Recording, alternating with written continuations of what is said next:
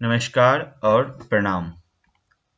आइए आज हम श्रीमद् भगवत गीता जो कि गीता प्रेस द्वारा प्रकाशित किया गया है और इसके लेखक हैं स्वामी श्री राम सुखदास। तो आज इसे हम आगे बढ़ते हैं। अगला टॉपिक है साधन की दो शैलियाँ।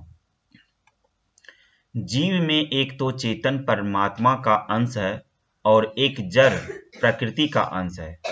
चेतन अंश की मुख्यता से वह परमात्मा की इच्छा करता है और जड़ अंश की मुख्यता से वह संसार की इच्छा करता है। इन दोनों इच्छा में परमात्मा की इच्छा तो पूरी होने वाली है, पर संसार की इच्छा कभी पूरी नहीं होने वाली है ही नहीं। कुछ सांसारिक इच्छाओं की पूर्ति होती हुई दिखने पर भी वास्तव में उनकी निवृत्ति नहीं होती। प्रत्युत संसार की आसक्ति के कारण नई नई कामनाएं पैदा होती रहती है। वास्तव में सांसारिक इच्छाओं की पूर्ति अर्थात सांसारिक वस्तुओं की प्राप्ति इच्छा के अधीन नहीं है, प्रत्युत कर्म के अधीन है, परंतु परमात्मा की प्राप्ति कर्म के अधीन नहीं है। स्वयं की उत्कट अभिलाषा मात्र से परमात्मा की प्राप्ति हो जाती है। इसका कारण यह है कि प्रत्येक कर्म का आदि और अंत होता है, इसलिए उसका फल भी आदि अंत वाला ही होता है। अतः आदि अंत वाले कर्मों से अनादि अनंत परमात्मा की प्राप्ति कैसे हो सकती है? परंतु साधकों ने प्रायः ऐसा समझ रखा है कि जैसे क्रिया की प्रधानता से सांसारिक वस्तु की प्राप्ति होती है, ऐसे ही परमात्मा की प्राप्ति भी उसी प्रकार क्रिया की प्रधानता से ही होगी। और जैसे सांसारिक वस्तु की प्राप्ति के लिए शरीर, इंद्रियां, मन, बुद्धि की सहायता लेनी पड़ती है, ऐसी ही परमात्मा की प्राप्ति के लिए भी उसी प्रकार शरीर, इंद्रियां, मन, बुद्धि की सहायता लेनी पड़ेगी। इसलिए ऐसे साधक जड़ता, शरीरादि की सहायता से अभ्यास करते हुए परमात्मा की तरफ चलते हैं।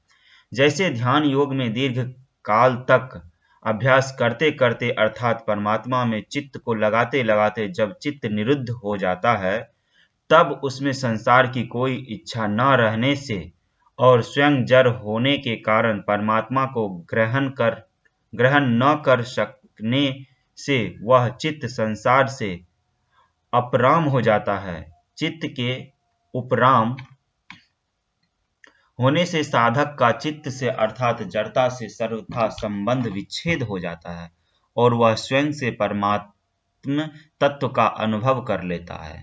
गीता 6 अध्याय का 20वां श्लोक, परंतु जो साधक आरंभ से ही परमात्मा के साथ अपना स्वतः सिद्ध नित्य संबंध मानकर और जड़ता से अपना किंचित मात्र भी संबंध न मानकर साधन करता है, उसको बहुत जल्दी और सुगमता पूर्वक परमात्मा तत्व का अनुभव हो जाता है।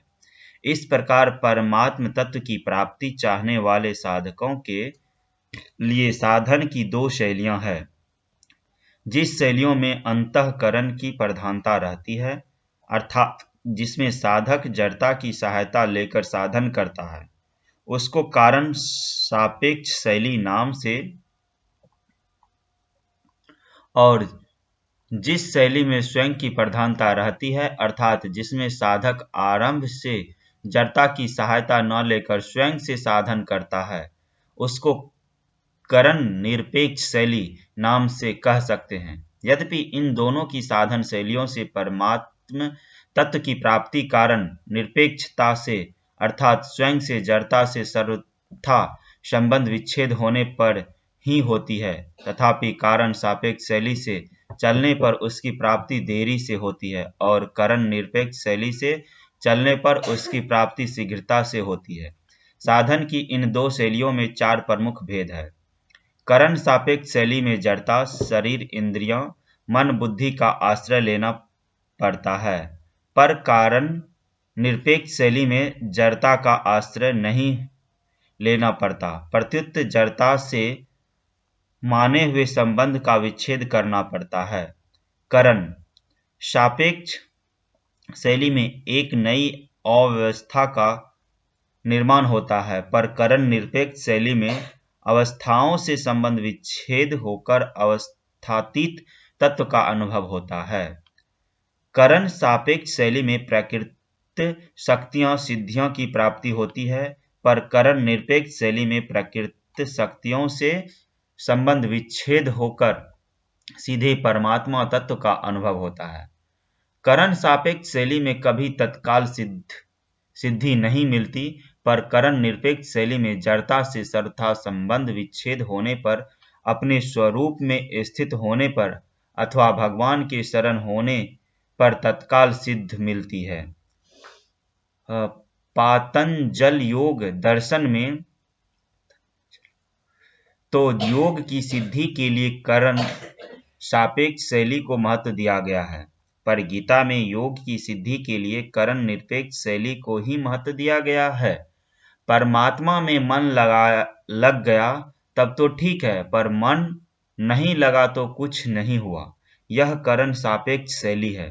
परमात्मा में मन लगे या ना लगे कोई बात नहीं, पर स्वयं परमात्मा में लग जाए, यह करण निरपेक्ष शैली है।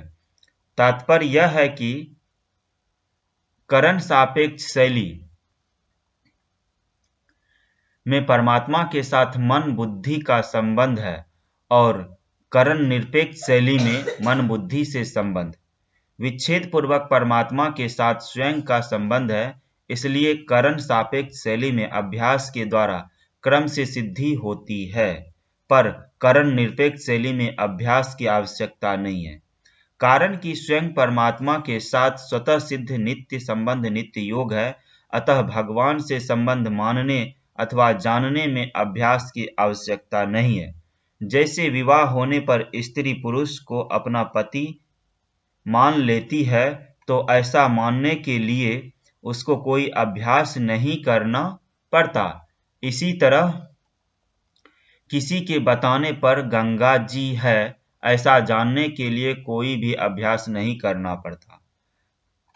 करण सापेक्ष शैली में तो अपने लिए साधन करने क्रिया की मुख्यता रहती है, पर करण निरपेक्ष शैली में जानने विवेक और मानने भाव की मुख्यता रहती है।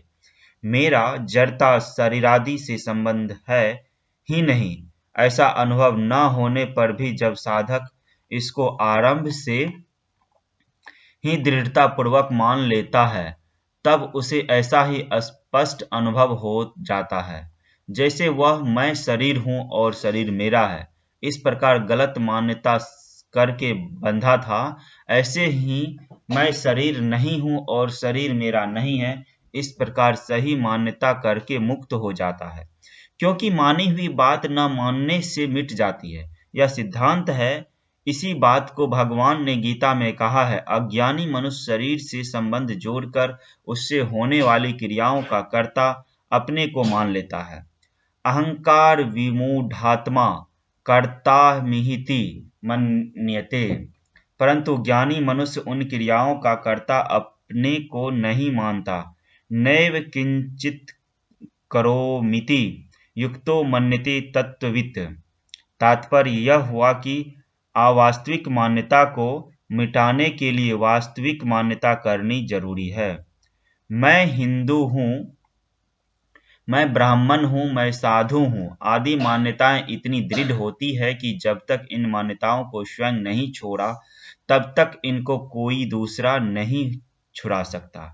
ऐसे ही मैं शरीर हूँ, मैं कर्ता हूँ आदि मान्यताएं भी इतनी दृढ़ हो जाती है कि इनको छोड़कर साधक को कठिन मालूम देता है।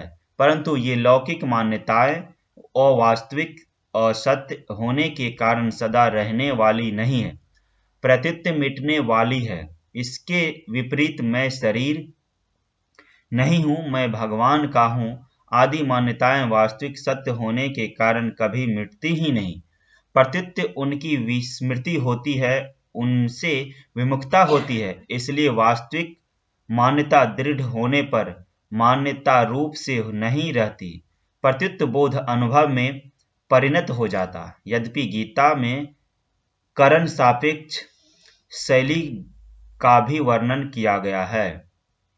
जैसे चौथे अध्याय के 24वें से 30वें तक तथा 34वां श्लोक छठे अध्याय के 10वें से 28वें तक, 8वें अध्याय के 8वें से 16वें तक और 15वें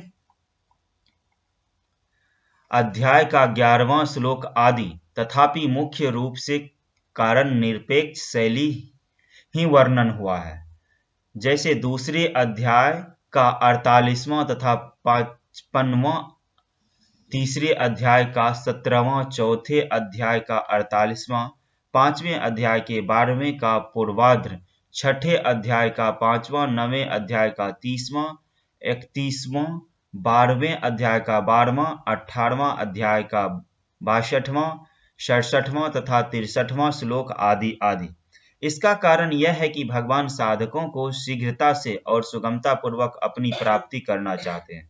दूसरी बात, अर्जुन ने युद्ध की परिस्थिति प्राप्त होने के समय अपने कल्याण का उपाय पूछा है, अतः उनके कल्याण के लिए करण निरपेक्ष शैली ही काम में आ सकती है, क्योंकि करण निरपेक्ष शैली में मनुष्य प्रत्येक परिस्थिति में और संपूर्ण शास्त्र विहित कर्म करते हुए भी अपना कल्याण कर सकता है। इसी शैली के अनुसार अभ्यास किए बिना अर्जुन का मोह नाश हुआ और उनको स्मृति की प्राप्ति हुई। 18वें अध्याय का 63वां श्लोक, साधन की करण निरपेक्ष शैली सबके लिए समरूप से उपयोगी है, क्योंकि इसमें किसी विशेष योग्यता, परिस्थिति आदि की आवश्यकता नहीं है। इस शैली में केवल परमात्मा प्राप्ति की उत्कट अभिलाषा होने से ही तत्काल जड़ता से संबंध विच्छेद होकर नित्य प्राप्त परमात्मा तत्व का अनुभव हो जाता है। जैसे कितने ही वर्षों का अंधेरा हो, एक दिया सलाई जलाते ही वह नष्ट हो जाता है, ऐसे ही जड़ता के साथ कितना ही पुराना अनंत जन्मों का संबंध हो, परमात्मा प्राप्ति की उत्कट अभिलाषा हो, वह मिट जाता है। इसलिए उत्कट अभिलाषा करण सापेक्षता से होने वाली समाधि से भी ऊंची चीज है। ऊंची से ऊंची निर्विकल्प समाधि हो, उससे भी व्युत्थान होता है और फिर व्यवहार होता है, अर्थात समाधि की आरंभ और अंत होता है। जब तक आरंभ और अंत होता है तब तक जड़ता के साथ संबंध है। जड़ता से संबंध विच्छेद होने पर साधन का आरंभ और अंत नहीं होता, प्रत्युत परमात्मा से नित्य योग का अनुभव हो जाता है। वास्तव में देखा जाए तो परमात्मा से वियोग कभी हुआ ही नहीं, होना संभव ही नहीं। केवल संसार से माने हुए संयोग के कारण परमात्मा से वियोग प्रतीत हो रहा है। संसार से माने हुए संयोग का त्याग करते ही परमात्मा तत्व के अभिलाषी मनुष्य को तत्काल नित्य योग का अनुभव हो जाता है और उसमें अस्थायी स्थिति हो जाती है। अंतःकरण को शुद्ध करने की आवश्यकता भी करण सापेक्ष शैली में ही है, करण निरपेक्ष शैली में नहीं। जैसे कलम बढ़िया होने से लिखाई तो बढ़िया हो सकती है, परंतु लेखक बढ़िया नहीं हो जाता। ऐसे ही करण अंतःकरण शुद्ध होने से क्रियाएं तो शुद्ध हो सकती है, पर कर्ता शुद्ध नहीं हो जाता। कर्ता शुद्ध होता है अंतःकरण से संबंध विच्छेद होने से, क्योंकि अंतःकरण से अपना संबंध मानना ही मूल अशुद्धि है। नित्य प्राप्त परमात्मा तत्व के साथ जीव का नित्य योग स्वतः सिद्ध है, अतः उसकी प्राप्ति में करण की अपेक्षा नहीं है, केवल उधर दृष्टि डालनी है। जैसा कि श्री रामचरितमानस में आया है, शंकर सहज स्वरूपु संहारा, अर्थात भगवान शंकर ने अपने सहज स्वरूप को संभाला, उसकी तरफ दृष्टि डाली। संभाली चीज वह होती है जो पहले से ही हमारे पास हो और केवल दृष्टि डालने से पता लग जाए कि यह है। ऐसी ही दृष्टि डालने मात्र से नित्य योग का अनुभव हो जाता है। परंतु सांसारिक सुख की कामना, आशा और भोग के कारण उधर दृष्टि डालने में उसका अनुभव करने में कठिनता मालूम देती है। जब तक सांसारिक भोग और संग्रह की तरफ दृष्टि है, तब तक मनुष्य में यह ताकत नहीं है कि वह अपने स्वरूप की तरफ दृष्टि डाल सके। अगर किसी कारण से किसी खास विवेचन से उधर दृष्टि चली भी जाए, तो उसका अस्थायी रहना बड़ा कठिन है। कारण है कि नाशवान पदार्थों जो प्रियता भीतर में बैठी हुई है, वह प्रियता भगवान के स्वतः सिद्ध संबंध को समझने नहीं देती, और समझने आ जाए तो स्थिर नहीं रहने देती। हाँ, अगर उत्कट अभिलाषा जागृत हो जाए कि उस तत्व का अनुभव कैसे हो, तो इस अभिलाषा में यह ताकत है, यह संसार की आसक्ति का नाश कर देगी। गीतोक्त कर्मयोग, ज्ञान योग और भक्ति योग तीनों ही साधन करण निरपेक्ष अर्थात स्वयं से होने वाले कारण की क्रिया और पदार्थ अपने और अपने लिए नहीं है, प्रत्युत दूसरों के और दूसरों की सेवा के लिए है। मैं शरीर नहीं हूँ और शरीर मेरा नहीं है, मैं भगवान का हूँ और भगवान मेरे हैं। इस प्रकार विवेक पूर्व किया गया विचार अथवा मान्यता करण सापेक्ष अभ्यास नहीं है, क्योंकि इसमें जड़ता से संबंध विच्छेद, अतः कर्मयोग में स्वयं ही जड़ता का त्याग करता है, ज्ञान योग में स्वयं ही स्वयं को जानता है और भक्ति योग में स्वयं ही भगवान के शरण होता है। गीता की इस साधक संजीवनी टीका में भी साधन की करण निरपेक्ष शैली को ही मुख्यता दी गई है, क्योंकि साधकों का शीघ्रता से और सुगमता पूर्वक कल्याण कैसे हो, इस बात को सामने रखते हुए ही यह टीका लिखी गई है। इस वीडियो में इतना ही।